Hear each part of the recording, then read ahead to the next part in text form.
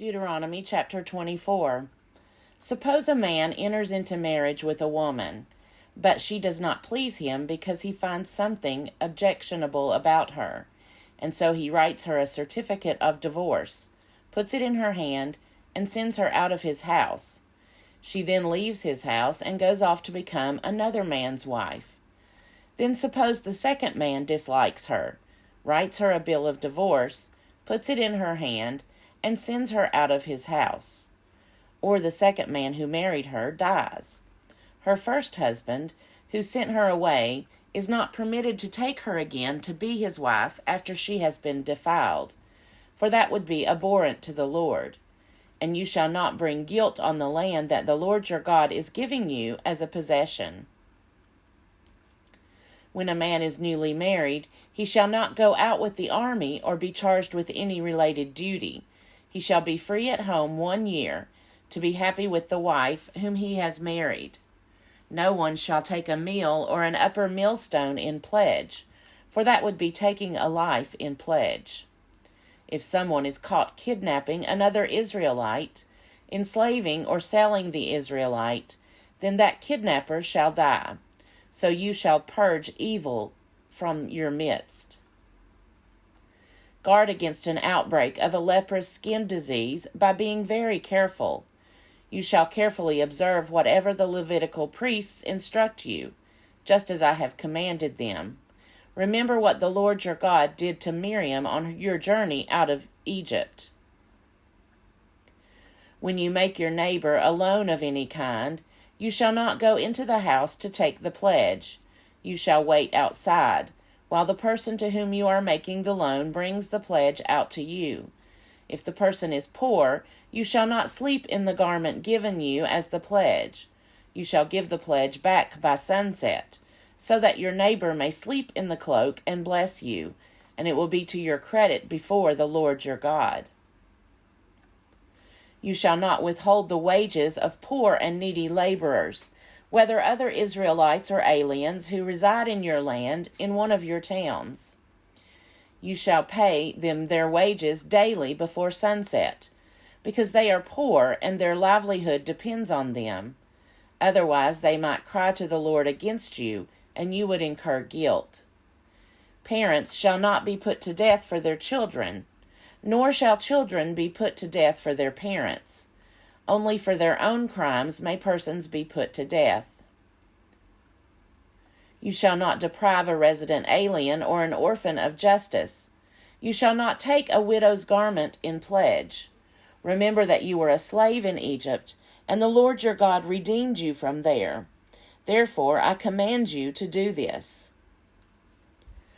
When you reap your harvest in your field and forget a sheaf in the field, you shall not go back to get it. It shall be left for the alien, the orphan, and the widow, so that the Lord your God may bless you in all your undertakings. When you beat your olive trees, do not strip what is left. It shall be for the alien, the orphan, and the widow. When you gather the grapes of your vineyard, do not glean what is left. It shall be for the alien, the orphan, and the widow. Remember that you were a slave in the land of Egypt. Therefore I am commanding you to do this. Deuteronomy chapter 25. Suppose 2 persons have a dispute and enter into litigation, and the judges decide between them, declaring one to be in the right and the other to be in the wrong. If the one in the wrong deserves to be flogged, the judge shall make that person lie down and be beaten in his presence, with the number of lashes proportionate to the offense. 40 lashes may be given, but not more.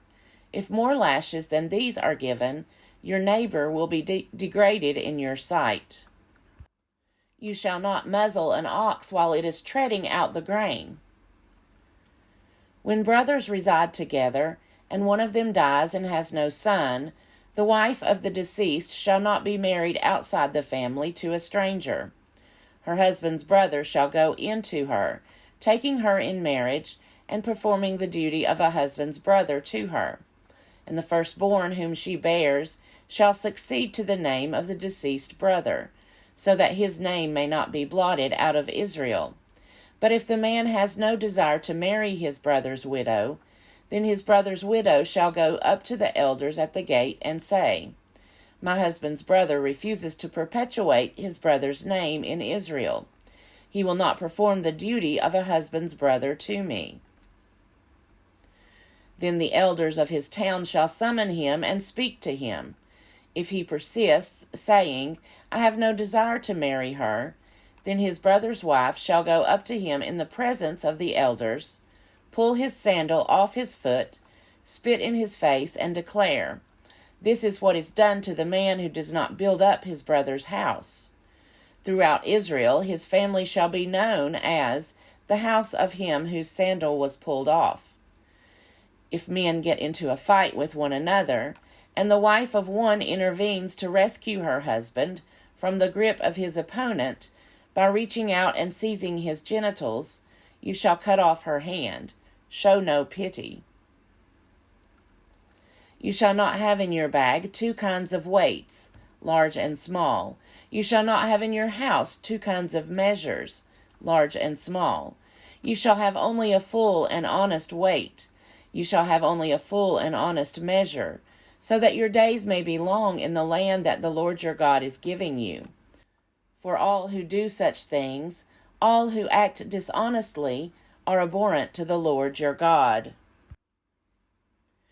Remember what Amalek did to you on your journey out of Egypt, how he attacked you on the way, when you were faint and weary, and struck down all who lagged behind you. He did not fear God. Therefore, when the Lord your God has given you rest from all your enemies on every hand, in the land that the Lord your God is giving you as an inheritance to possess, you shall blot out the remembrance of Amalek from under the heaven. Do not forget. Deuteronomy chapter 26.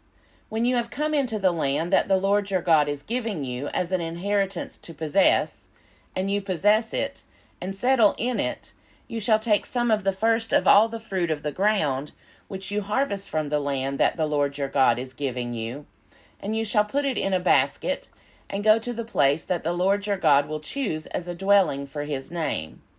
You shall go to the priest who is in office at that time, and say to him, Today I declare to the Lord your God that I have come into the land that the Lord swore to our ancestors to give us. When the priest takes the basket from your hand and sets it down before the altar of the Lord your God, you shall make this response before the Lord your God.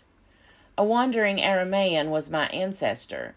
He went down into Egypt and lived there as an alien, few in number, and there he became a great nation, mighty and populous.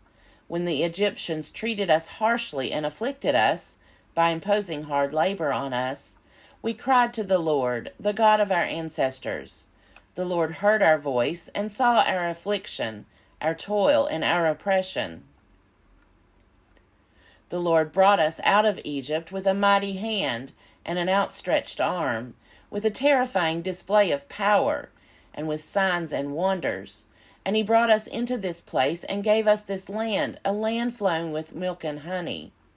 So now I bring the first of the fruit of the ground that you, O Lord, have given me.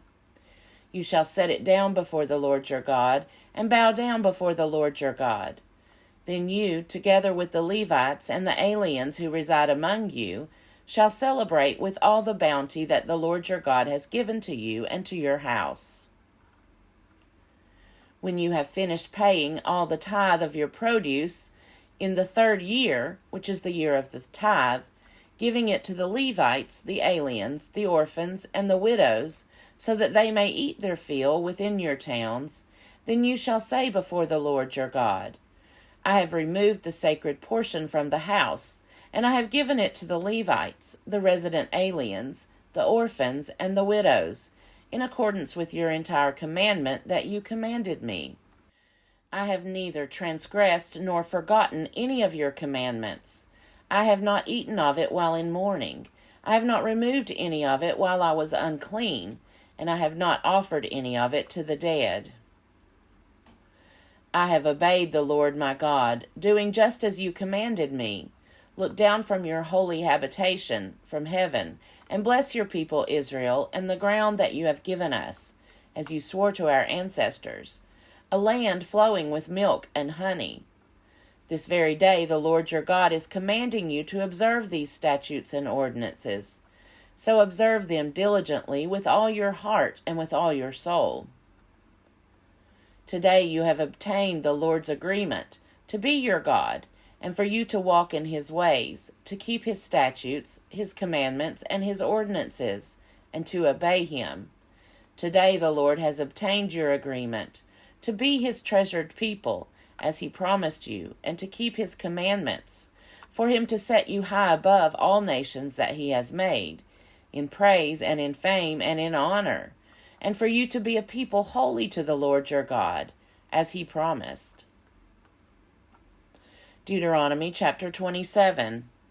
Then Moses and the elders of Israel charged all the people as follows. Keep the entire commandment that I am commanding you today.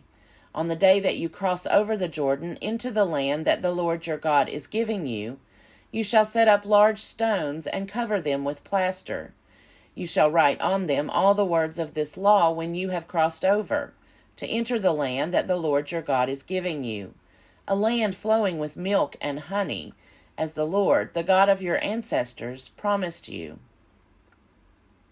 So when you have crossed over the Jordan, you shall set up these stones, about which I am commanding you today, on Mount Ebal, and you shall cover them with plaster, and you shall build an altar there to the Lord your God, an altar of stones on which you have not used an iron tool.